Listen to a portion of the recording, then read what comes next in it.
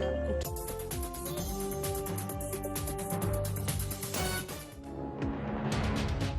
This is VOA Africa.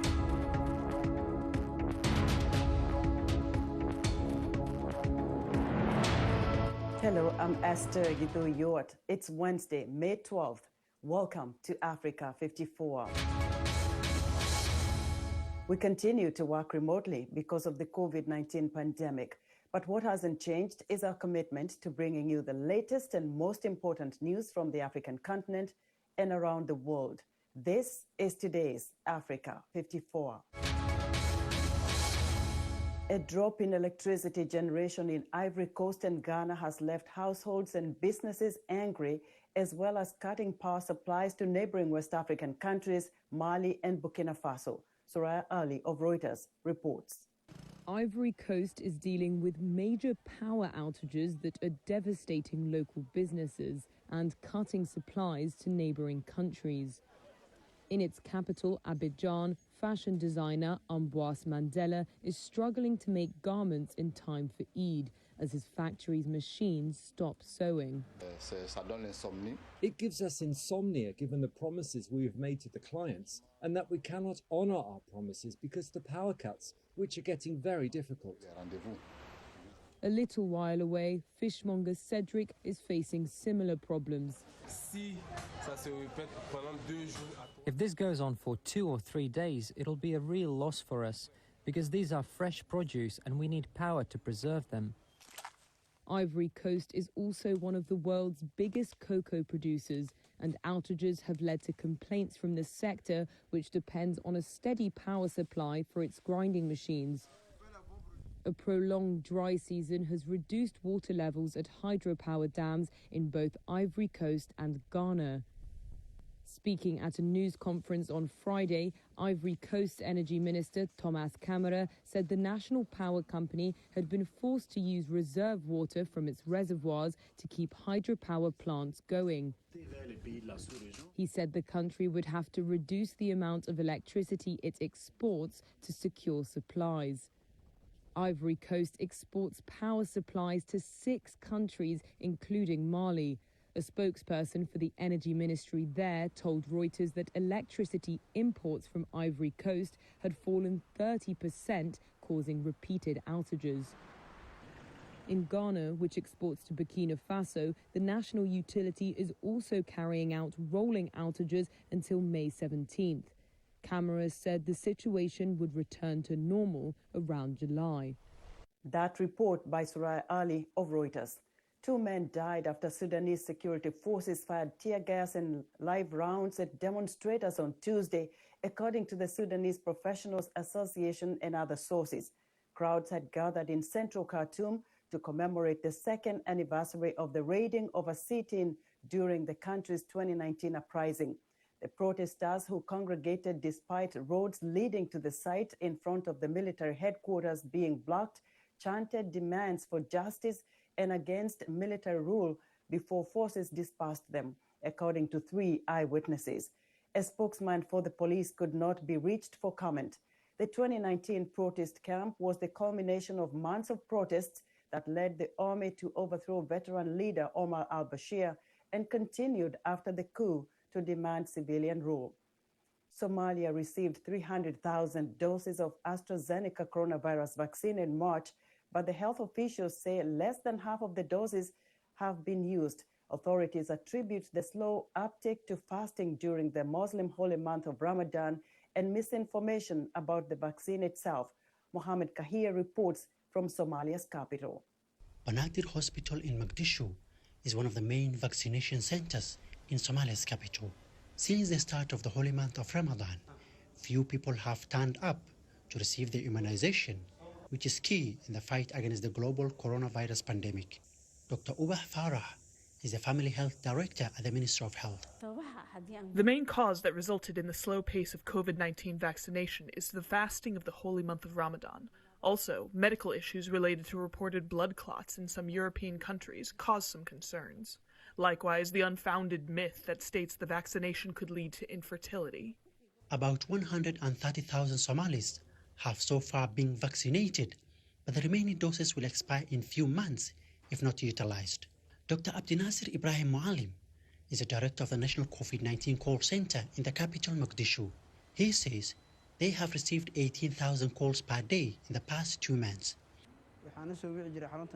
We offer referral for callers with severe symptoms related to the virus.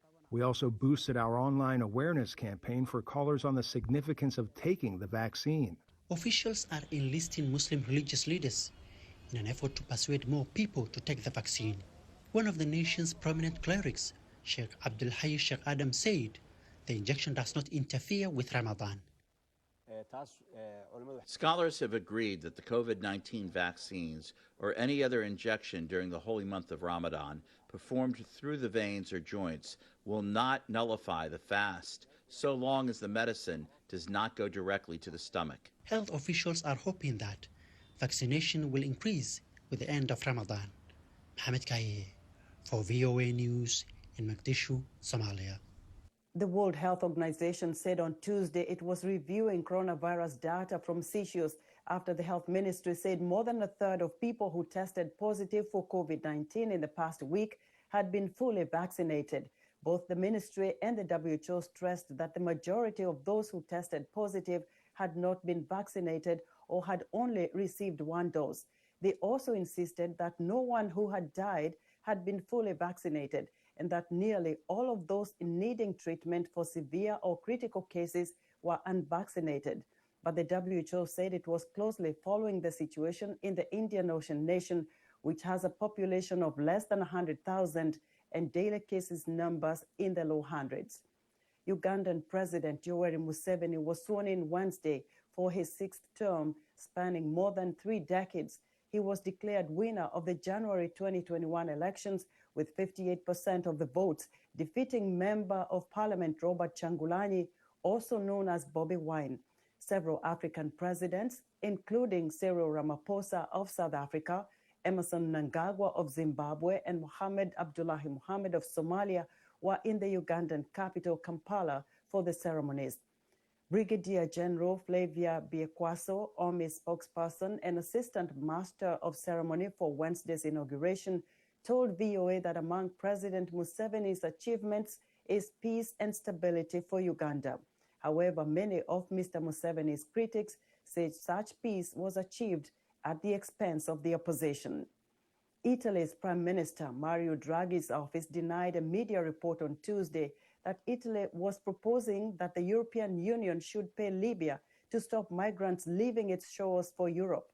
Draghi favors the EU offering financial assistance to all African countries involved in migration to Europe, an official in Draghi's office told Reuters. But the official denied a report by La Repubblica newspaper that Draghi wanted to propose a May 24th summit that the EU make a deal similar to one reached with Ankara in 2016, under which Turkey is entitled to financial aid in exchange for hosting refugees who try to reach Europe via the Balkans.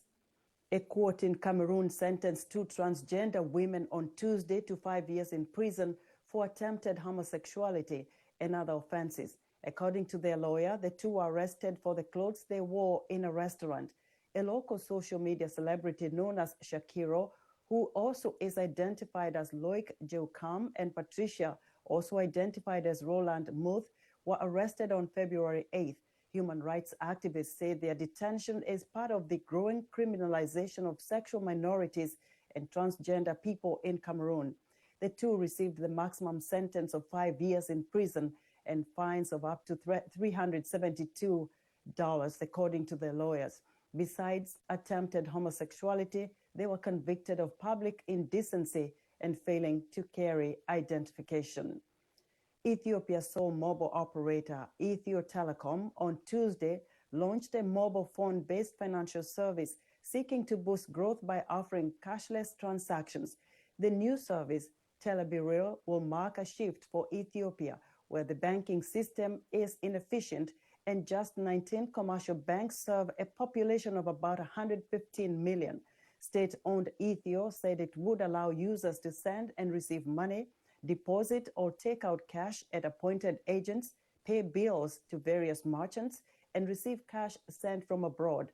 Mobile financial services have become a significant part of African telecom operators' business after Kenya's Safaricom pioneered them with M-Pesa in 2007, giving people an alternative to banks. Still to come, how one Nigerian agency is trying to meet the demand for digital skills for employers and employees. Stay with us. Hello, welcome to Straight Talk Africa, live from the Voice of America headquarters here in Washington. I am Shaka Sali. Straight Talk Africa, we call it like it is. We discuss issues that reflect the interests of our audience without fear or favor. We are guided by facts, and I look at myself as a servant of nothing but the truth. Welcome back to Africa 54. The United States is calling on Israeli and Palestinian leaders to de-escalate and reduce tensions amid deadly Hamas rocket attacks and Israeli retaliatory airstrikes following clashes in Jerusalem. VOA diplomatic correspondent Cindy Sain has the latest on foreign policy challenge for the Biden administration.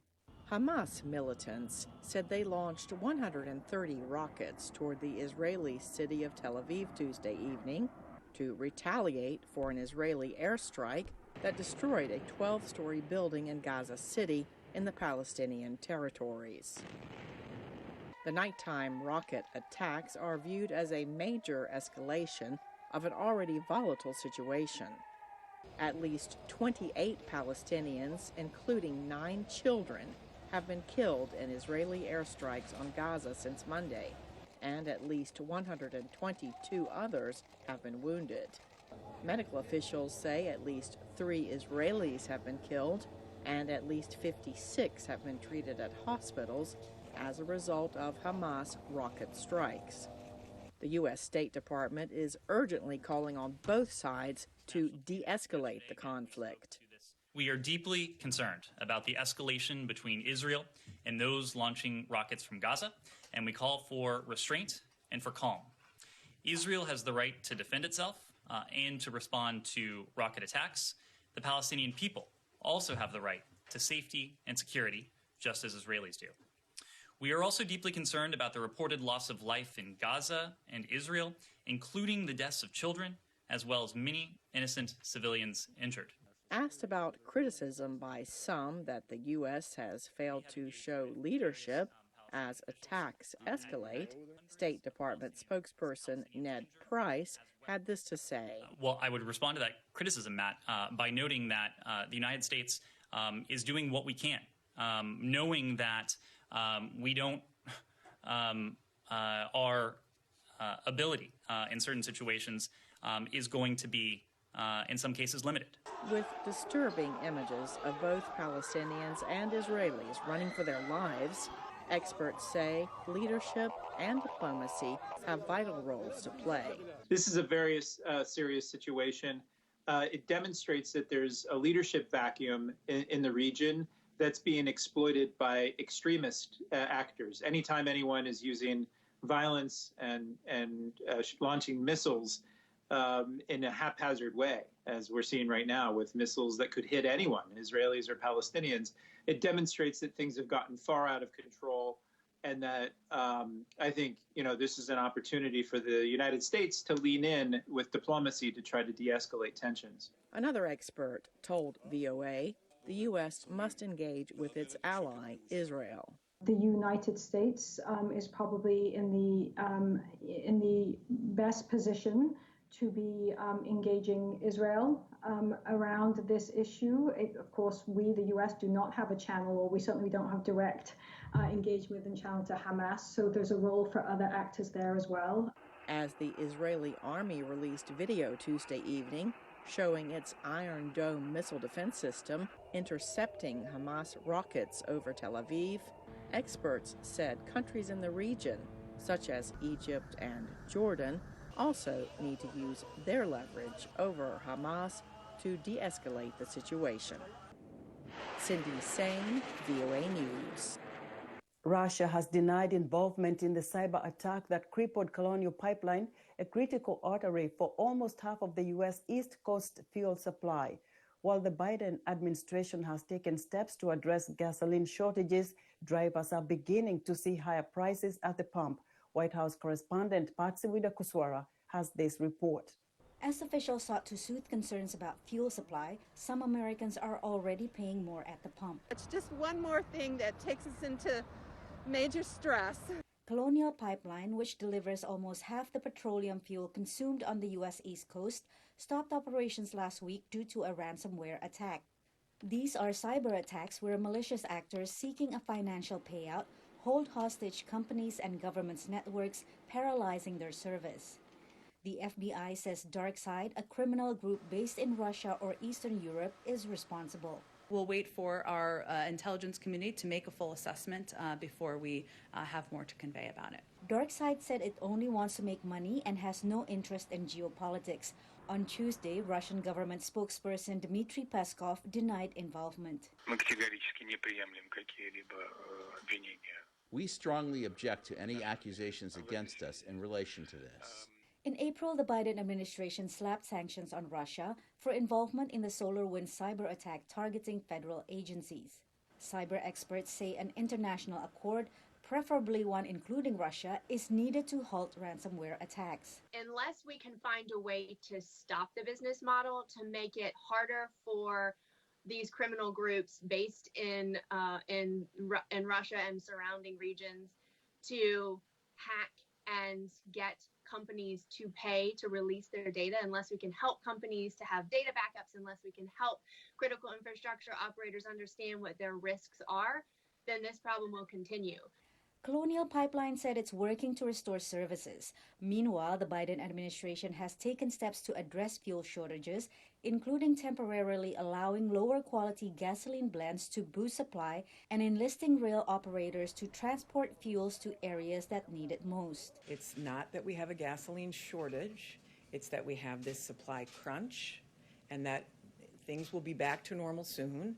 If needed, the administration is also preparing to waive a federal rule that requires fuel shipped between U.S. ports to be transported on ships built, owned, and operated by Americans. Patsy Widakuswara, VOA News.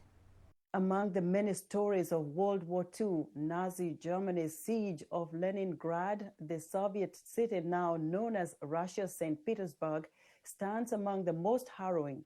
It also helped shape the world we live in today, as Charles Mains reports for VOA from St. Petersburg. In September 1941, attacking Nazi forces closed in around the city of Leningrad. Germany's Hitler sought to starve out the symbolic home of Russia's Bolshevik Revolution before laying siege to Moscow.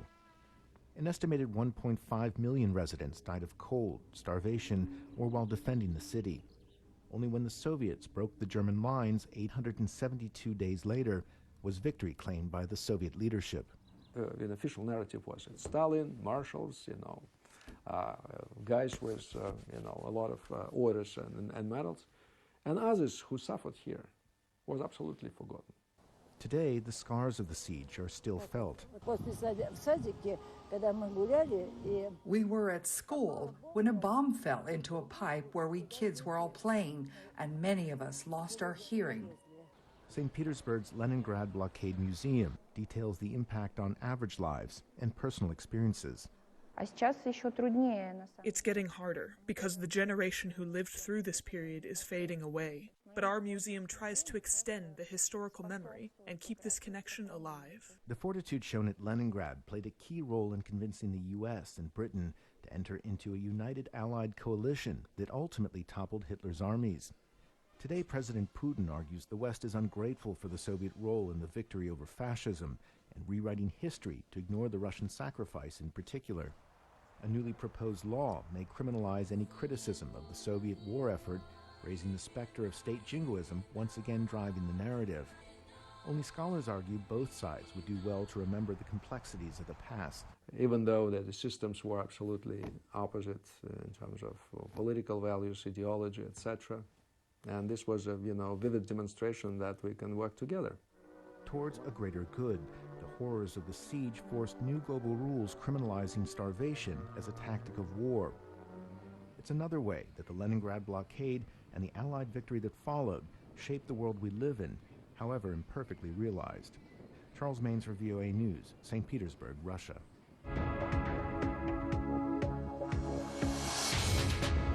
The importance of having a digital skill set in today's world of the internet and social media has become more critical than ever for employees and employers alike.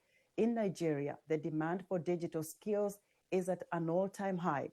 Africa 54's technology correspondent Paul Ndiho via Skype spoke to Omo Clark, founder and CEO Ubah, a Lagos-based digital products agency specializing in web and software application developments and training. Omo Clark, welcome to Africa 54.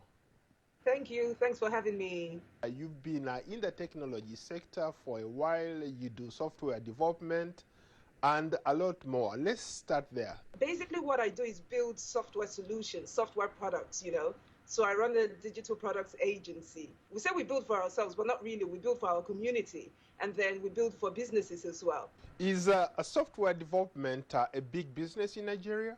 Software development in Nigeria is still what I would say in its infancy. We're not there yet, if I call it that. It is big. Software is big business because obviously a lot of companies' businesses run on software solutions.